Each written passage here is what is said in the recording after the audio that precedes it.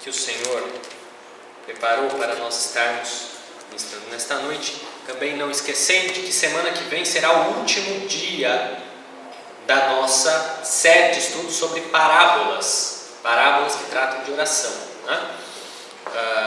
E quando é o último dia da série, o que acontece?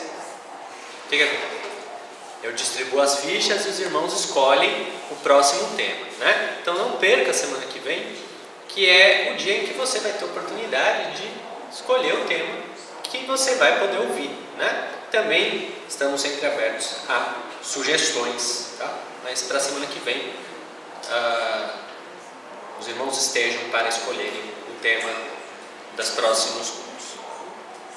Estaremos pregando sobre a parábola do fariseu e do publicano na semana que vem.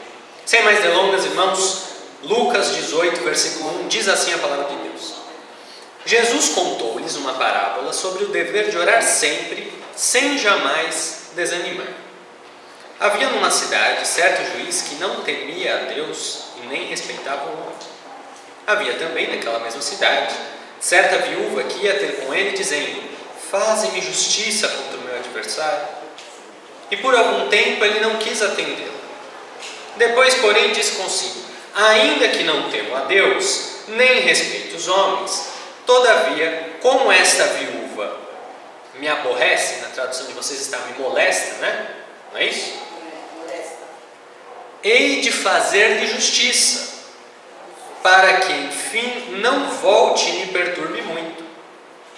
Disse o Senhor: ouvi o que diz o injusto juiz. Não fará Deus justiça aos seus escolhidos, que clamam a Ele de dia e de noite, ainda que os faça esperar? Acho que na tradução de vocês está: ainda que tarde em ouvir-lhes ou responder-los. E o versículo 8 diz: digo-vos que depressa lhes fará justiça. Quando, porém, vier o Filho do Homem, achará fé na terra? Amém. Tenho percebido, irmãos, que a vida espiritual, na maior parte dos crentes, ela costuma ter altos e baixos, né? Tinha um pastor que congregava aqui conosco que ele dizia isso, e ele dizia isso com razão, ele estava certo, né? Parece que os crentes, eles vivem, tem tempos em que eles não perdem culto, né? A maior parte dos cristãos age assim. Tem época na vida que está no culto de quarta, está no culto de sexta, não perde Santa Ceia, não perde escola dominical, né? Domingo está sempre aqui, vem até no culto de oração das irmãs de segunda tarde, né? Aí depois acontece alguma coisa, passa por algum problema, sofre alguma injúria, daí a pessoa se revolta, vai lá para baixo. Aí não vem mais. Quando vem de domingo, tá bom, né? Quando aparece no domingo, tá bom. Santa Ceia, sem chance, sempre tem compromisso, né? E daí é membro frequente do banquinho aqui de domingo à noite, que eu, irmãos, vou ser sincero, aquilo é uma coisa excepcional, né? Banquinho de domingo à noite é uma situação excepcional. Só às vezes que as pessoas deveriam estar ali, né? Mas tem algumas pessoas que parece que são frequentes naquele banco, né? Tem alguns lugares, fiquei sabendo que no Recife é assim, que o pastor, ele exigiu um atestado, a pessoa tem que dar um atestado de que estava com problema de saúde ou de que teve algum compromisso, né? Ou então tem que vir na escola dominical de manhã. Aí o pastor vai, marca a presença do fulano e autoriza que ele tome a ceia no domingo à noite. Mas, irmãos, a realidade é que com alguns crentes, ele fica vivendo esses altos e baixos, né? Esse crente que é conhecido como crente montanha-russa, né? Ele sofre um prejuízo, irmãos, muito grande, que é o prejuízo do quase. Está sempre no quase. Nunca alcança as coisas de que faz propósito. Vocês já repararam nisso? Está sempre no quase. Eu faço uma ilustração aqui para você entender. Sabe quando você pega o vidro do ketchup, o frasco está acabando, o ketchup, daí você aperta, e daí o ketchup sai na pontinha assim, mas aí sua mão cansa, aí você solta e ele entra de novo. Aí você fica nesse vai e vem e o ketchup não sai. Assim é o crente montanha-russa. Ele ora, busca. Quando está prestes a alcançar o resultado, ele esmorece. Para de buscar, para de orar. E o que acontece? O ketchup entra. E daí ele vai, passa pelo vale, aí se desanima, não vem mais comungar. Fora da igreja, então, tem uma vida mundana, aí até se consagrar de novo, até ele se renovar, até alguma palavra falar no coração dele, aí ele anima de novo, aí vai, ora. Quando está prestes a alcançar, ele desanima, para e fica nesse vai e vem.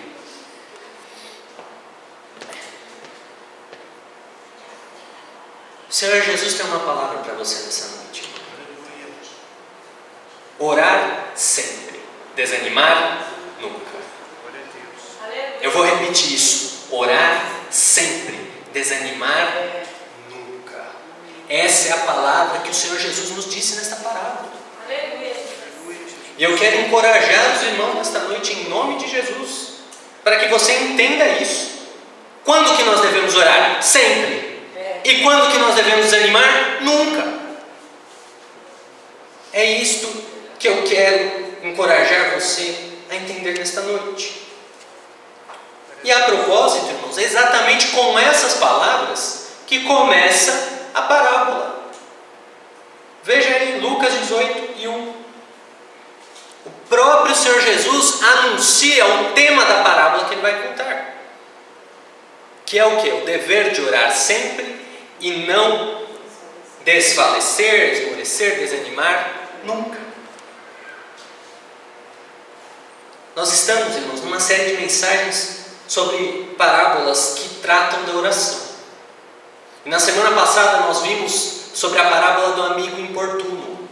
E os irmãos vão ver a semelhança que existe com a parábola que nós vimos na semana passada e a parábola desta noite. Os irmãos vão ver como até as personagens são parecidas e como os comportamentos das personagens são parecidos. Aqui, irmãos, nesta parábola, assim como na outra, Jesus fala de duas pessoas. Vamos então ver um pouco sobre essas duas pessoas. Em primeiro lugar, Jesus fala sobre um juiz. E daí ele dá as qualidades desse juiz. Era um juiz que tinha duas características, está aí no versículo 2. Primeiro, ele não temia a Deus. E segundo, ele não respeitava homem algum. Que bênção esse juiz, né, irmãos? Se os irmãos prestarem atenção, os irmãos vão perceber que essas são as duas características que fazem uma pessoa ser prudente: temer ao Senhor e respeitar os homens. E o juiz carecia das duas. Nem temia a Deus e nem respeitava homem nenhum. Lembrando ainda aos irmãos que o juiz na antiguidade, ele não era só uma pessoa que resolvia conflitos ou que tomava decisões pura e simplesmente. Ele era uma autoridade, muito mais do que é hoje. O juiz, ele era um magistrado naquela época que exercia poder ativamente, de ofício. Ele praticava as coisas por iniciativa própria, né? Era um administrador público, uma autoridade pública muito poderosa. E daí nós temos a segunda personagem, que é a viúva. Sempre a viúva, né, irmãos? Os irmãos repararem, na Bíblia sempre aparece a figura da viúva. E por quê? Porque na antiguidade a viúva era um sinônimo de carência, era um sinônimo de necessidade, porque a sociedade era patriarcal. E mais ainda do que isso, pior do que isso, a mulher, ela não tinha força de trabalho própria, se ela não tinha família, pense numa sociedade que vive da agricultura, vive do trabalho braçal. Se aquela mulher morre e não tem família, se o marido daquela mulher morre e ela não tem família, ela não tem como, pela força do seu próprio braço, se sustentar. Não é como hoje, que há uma série de trabalhos possíveis, né, sem a necessidade de você usar a força física.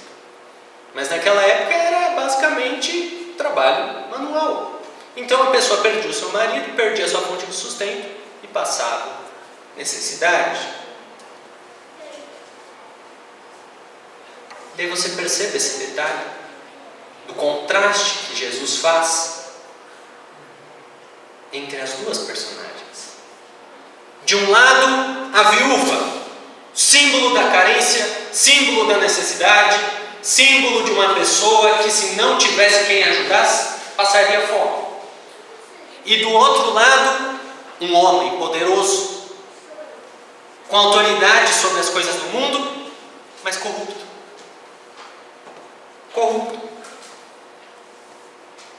E daí aquela personagem carente, debilitada, frágil, está nas mãos daquela outra personagem, poderosa, porém iníqua, e ela lhe faz o seguinte pedido: faze-me justiça contra o meu adversário. Vou te fazer uma pergunta: você viu alguma coisa de errado nesse pedido? O que é de errado nesse pedido? Nada. Olha que ela não está pedindo um favor pessoal, não está pedindo para o juiz dar um jeitinho, não. Só o que ela está pedindo é: faze-me justiça contra o meu adversário, faça o que é certo.